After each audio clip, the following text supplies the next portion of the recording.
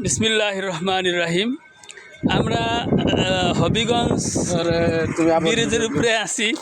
তো অ্যাকচুয়ালি আমি বেশি একটা ঘোরাঘুরি পছন্দ করি না, হ্যাঁ, তো অযথা সময়ও নষ্ট করি না। বই পড়া ভালো লাগে, বসে বসে বই পড়ি।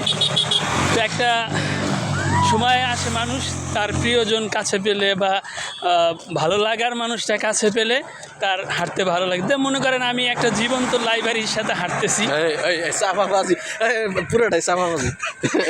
ঠিক আছে, তো আপনার এলমি বিষয়ে যে কোনো সংকটে, যে কোনো আয়াতে বা যে কোনো জিনিসে যদি আপনার প্রয়োজন পড়ে, তাহলে এই ভদ্রলোককে নক করলে আপনি পেয়ে যাবেন।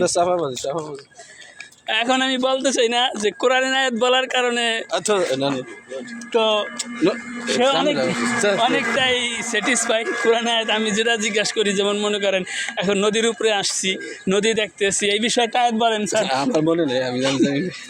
বলেন যার যাও ইংদার রব্বিহিম জান্নাত আদি বলেন, পরে কি বলেন কোথায় না আসছে, তো অর্থটা বলে। হ্যাঁ, তা আমি কি প্রশংসা তো হয়ে যাইবে। তো আছি আমরা ইসের উপরে, হবিগঞ্জ ব্রিজের উপরে। আলহামদুলিল্লাহ, ভালো লাগার যে বিষয়গুলো সেটা হচ্ছে মূলত আপনি আপনার লাইফে যদি বই পড়ু একজন মানুষ পান, তো তার সাথে আপনি ঘোরাফেরা করতে, সব কিছু করতে ভালো লাগবে। তো আসছি একটা মূলত ঘোরাফেরা করার উদ্দেশ্যে আমরা দুজন একসাথে হলেই কোরআন হাদিসের আলোচনা চলে এবং একে অপরের থেকে এলেমের আলোচনা করি, ভালোই লাগে।